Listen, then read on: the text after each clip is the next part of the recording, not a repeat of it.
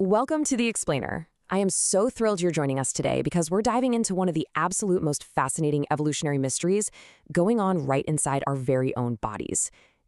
We have this incredibly complex, highly evolved biological defense mechanism that was literally designed to keep us alive in a really harsh world. But lately, things have gotten a little, mixed up. So let's jump right in and explore exactly why modern life made our immune systems so confused. Think about this for a second. Why does your body treat a peanut like a deadly parasite? I mean, it's a genuine biological paradox, right? Why on earth does this incredibly advanced defense system, the exact same one that protected our ancestors for lethal diseases for millennia, suddenly hit the panic button over a harmless speck of dust or a little spring pollen?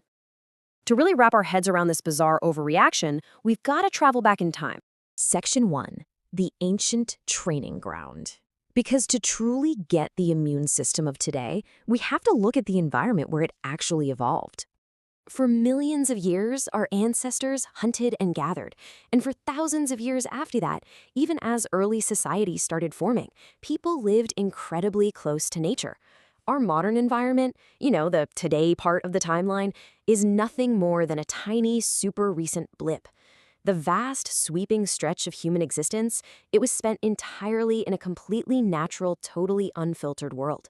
So, what did that unfiltered world actually look like?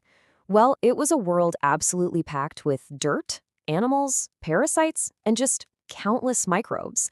Our ancestors definitely did not have sterile living rooms.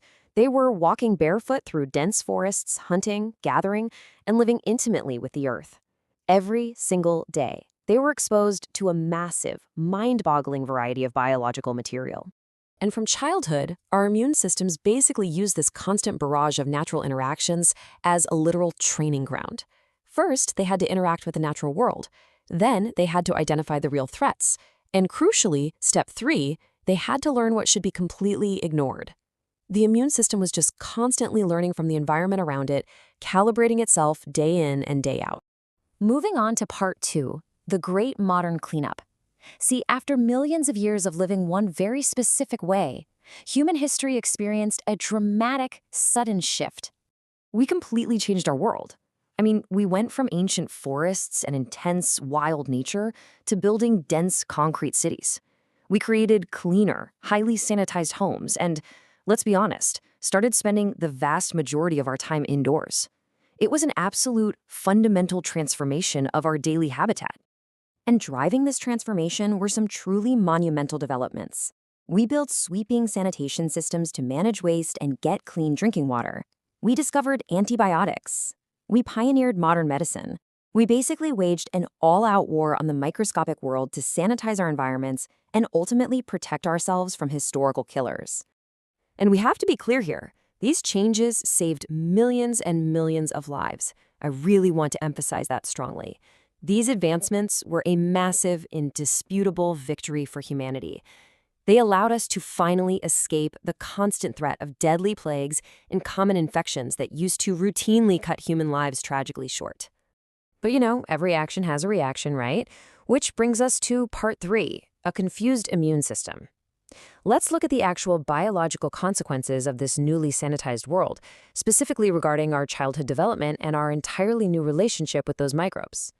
The reality is, in a lot of modern environments, children today grow up with significantly fewer natural exposures than previous generations.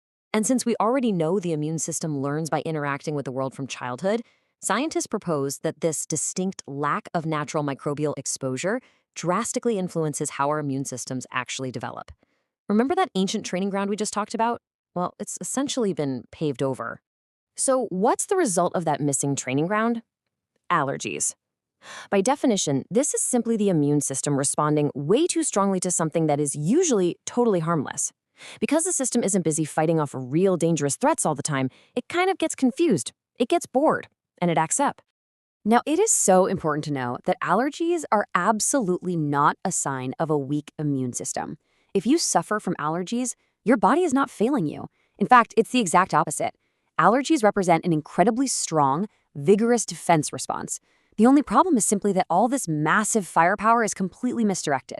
So instead of focusing only on actual dangerous threats, This undertrained, overly sensitive immune system suddenly decides to wage war on completely harmless things: pollen in the air, basic household dust, certain foods like peanuts or shellfish, or even animals, our dogs and cats. To our newly confused biology, these everyday, totally normal things are suddenly treated like high-level biological threats.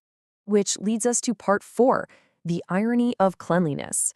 This is the core biological paradox of our modern reality that really ties this whole explainer together. It's the ultimate irony, really. The exact same cleanliness and medical advances that protect us from deadly infections may have also fundamentally changed how our immune systems are trained. It's wild to think about, but the very miracles keeping us alive and extending our lifespans are the exact same things confusing our ancient biology. So, naturally, this raises a pretty big question. Should we just abandon hygiene in medicine? I mean, if being too clean is causing all these hyperactive immune responses and skyrocketing allergy rates, should we just throw out the soap, toss the antibiotics, and go right back to living in the dirt? Well, the answer is a definitive, resounding no. Clean water, vaccines, and sanitation remain some of humanity's absolute greatest achievements. We definitely must not abandon the incredible scientific and infrastructural progress that keeps us safe from truly devastating diseases. Trust me, we are infinitely better off not dealing with the mortality rates of the ancient world. The real story here is all about balance. Navigating this crazy evolutionary mismatch requires finding a healthy, practical equilibrium. We obviously need the necessary hygiene to prevent disease, but scientists are actively studying how we might safely reintroduce some level of natural exposure to, properly train our developing immune systems again. Because right now, we are living with a profound evolutionary mismatch. Our biology literally spent thousands upon thousands of years surrounded by raw, untamed nature. But our reality today is a completely modern, built world. It's a world our immune systems simply never evolved to exist in. We are essentially ancient biological machines just walking around in these futuristic environments. Which leaves us with this final provocative thought to chew on.